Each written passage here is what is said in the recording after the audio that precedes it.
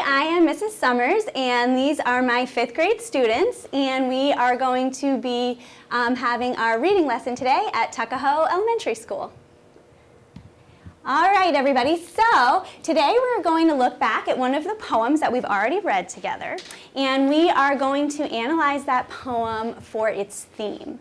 So you're going to know that you're successful if you can write about what that poem's theme is by looking at all the different parts of that poem.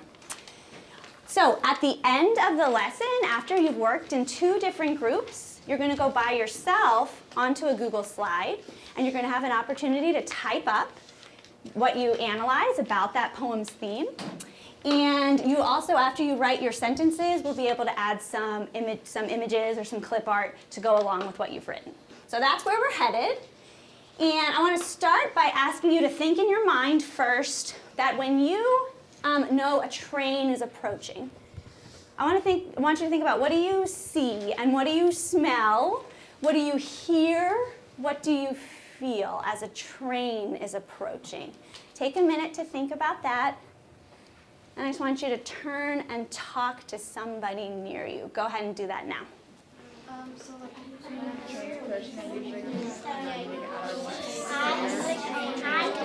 to them and tell me, what do you hear? The train's very loud.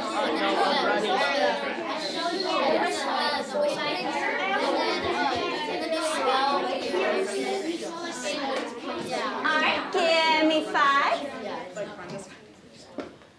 Excellent. Maybe 1 or 2 people keep your hands up. What are you hearing or feeling or seeing? Thomas? You hear like the wheels going on the track. Great. Tilly? You feel like scared or nervous. Oh, why do you feel scared or nervous? Because like it's coming fast at you. You could tell that speed is coming. One more thing, Josh.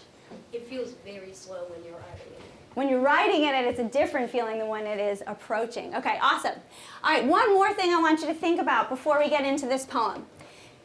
When people first heard trains and first saw trains during the Industrial Revolution, how do you think somebody who had never seen a train before might have felt? Go ahead and talk to your neighbors about that. It's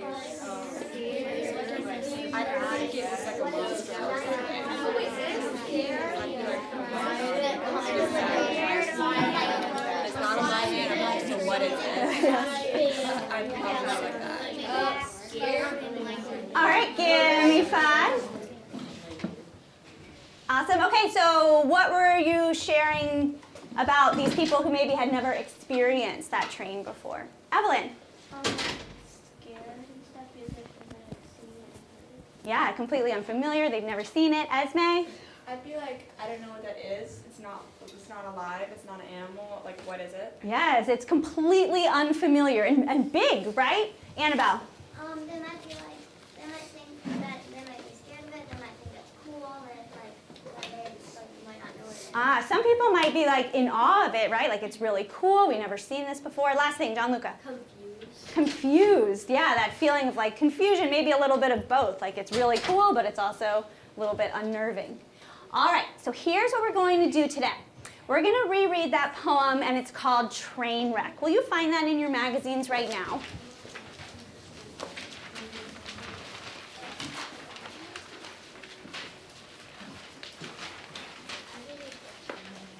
Gotcha.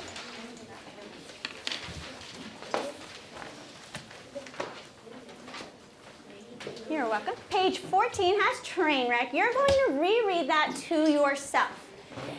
As you're reading, I'm going to give each of you a job, and your job is going to be to look for certain elements of that poem. So some people will be looking at the key details. Some of you will be looking at the tone and the mood, the structure and the form, the context and the imagery, okay? And I'm going to pass out to you the paper that you need while you're reading. I'm going to let you work on that paper for like a minute or 2 by yourselves. And then you're going to get with your group and finish that paper up. So first things first, you're going to just reread the poem. I'll be passing out the papers, and then I'll pause you and tell you what to do next. All right, so you guys go ahead and read while I am passing out your papers.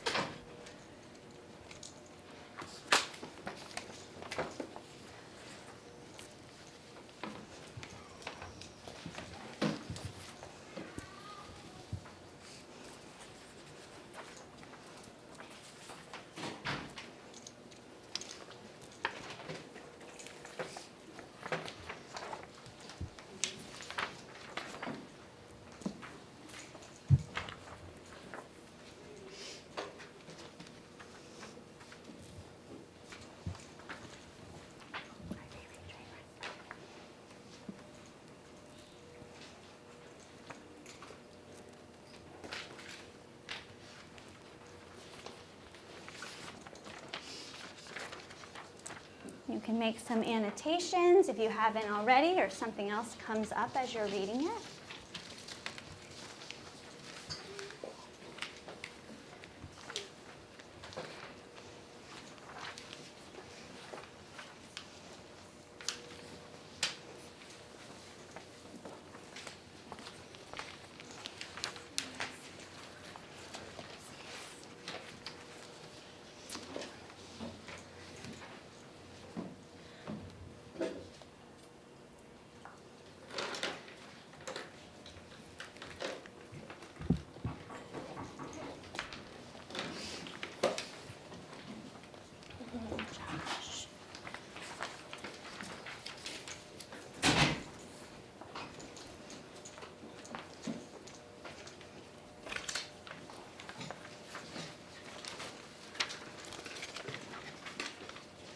Okay.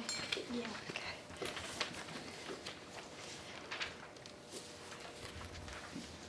Look, it's blue for you. Perfect. All right, so you all have your paper now. Go ahead and put your name on there. I'm going to give you just a minute or two to look over your paper because you each have different papers, different elements of the poetry, of the poem that you're going to look for. So I want you to read over yours for 2 minutes, and then I want you to start filling out your graphic organizer. After those 2 minutes are up, I'm going to tell you where to meet with your group so that you can share and listen to each other's ideas. All right, so 2 minutes, you're starting that off. No expectation to finish, but just to get some thinking on the page.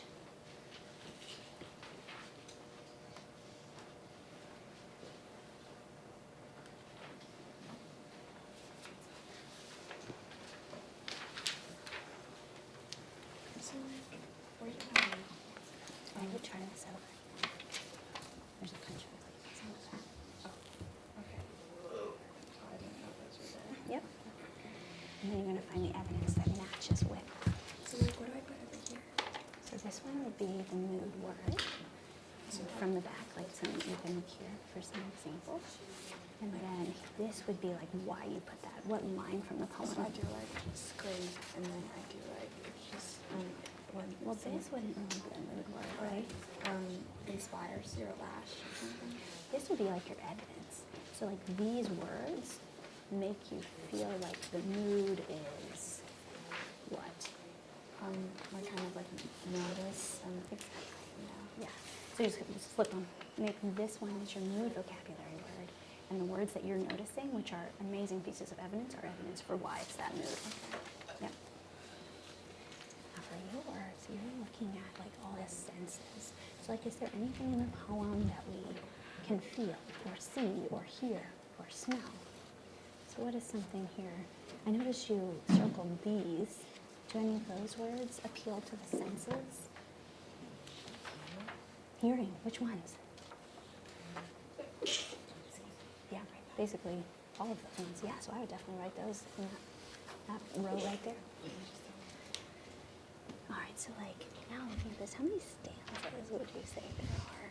And do you notice anything about the lines? Like, it could be how many there are or how they're formed? Yeah. Okay.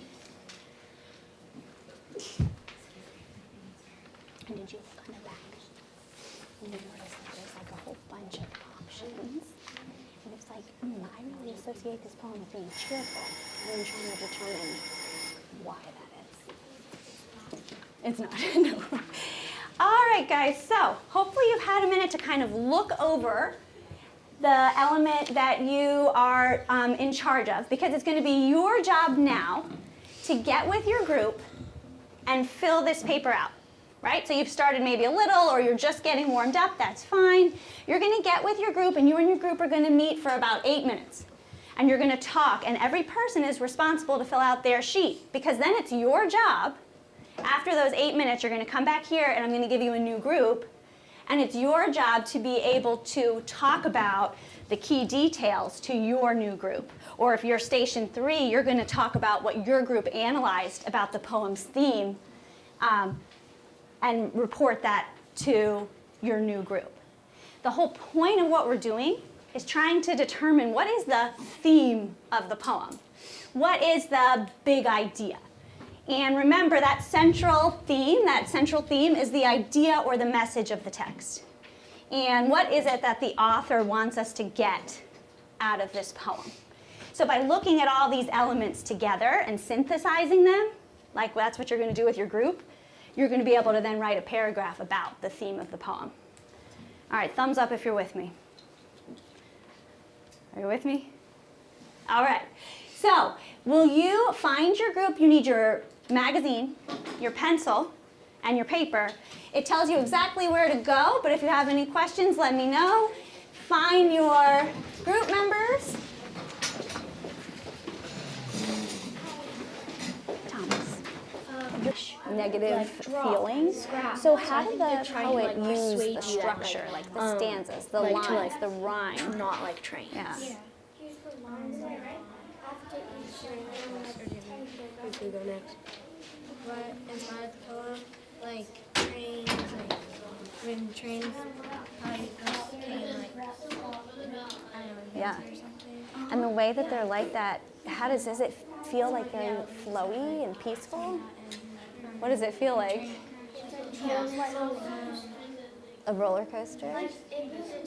And why was the poem created? Because riding on trains. No, it's another food. Yeah, there can be different moods, right? Oh, I didn't even see you. What's the evidence for Rails, like stop. Okay, so now we need to find more things that are in the.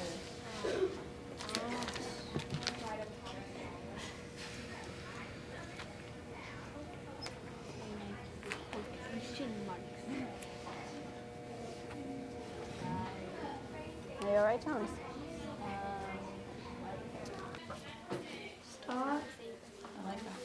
Yes, I would definitely write that. So where's the other list to purse? You ever like at a campfire and you can like make this Well, but think about, What? you guys are thinking about the context, right? So what about the context of this poem might have the poet think that, or the First speaker smell I think that did, this yeah, the actually train is the engine. truth? The train engine. Touch. I just wrote the seats as in like from the train station, like you can feel the seats at the train station. Good. And did you guys read this box down here? Okay, what did you learn from that, Josh? Taste. Oh yeah, for taste I wrote steam, because like you can kind of like taste it. You can Taste steam. Yes, you can. Okay, And so you it's get like in your mouth brand and you new. can like taste it. So how does the context of the poem?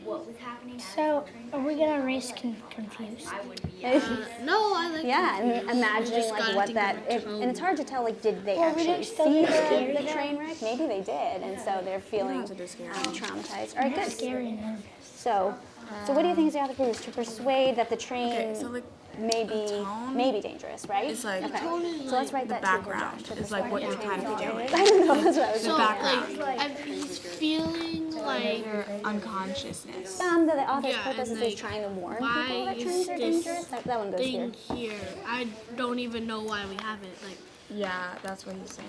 Like he doesn't want the train here. Because it does say up here, consider what life was like when the author wrote the poem. As you think about the context, that's like it would be the like, world that the poet was it's like living. it's Just like like we have negative context like in the kinda, text, but like we a little also bit have negative, context 'cause of like where we are in our lives, like what would make trains seem dangerous. And he uses these great words that you guys also noticed. Negative, like scary, nervous, Good confused. job. So now read that last question. How does the context It's like one or thing could connect go wrong to the in that. theme of the poem like, in the speaker's yeah. perspective? Is there a And sentence you could write there to share? he looks. I feel like he feels. He's just not that type of How's it person going out here? who goes along. He doesn't think it's gonna go like. Yeah. Instead of Okay. other people are like, oh, Jack, this oh is good, you great. found some I really love good it. What words is it? here. I What do you guys think? He just works doesn't for trust the Yeah, poem? so- Intense. You used that word the other day. It was perfect. yeah, they don't want to be like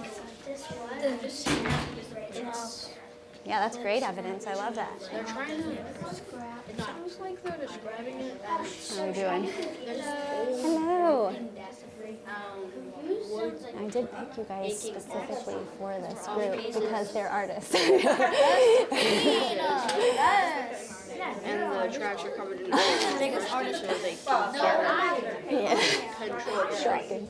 Yeah, like they're about to like slip. Like the train's like This is very carefully crafted. let's go. Now, is this picture going to be like a nice, fun train picture? Well, is that the vibe of the poem though? Oh, it's gonna be like there's gonna be a person and it's gonna be tied to the train tracks. Well, we gotta stay focused on what actually is here though. That's not here.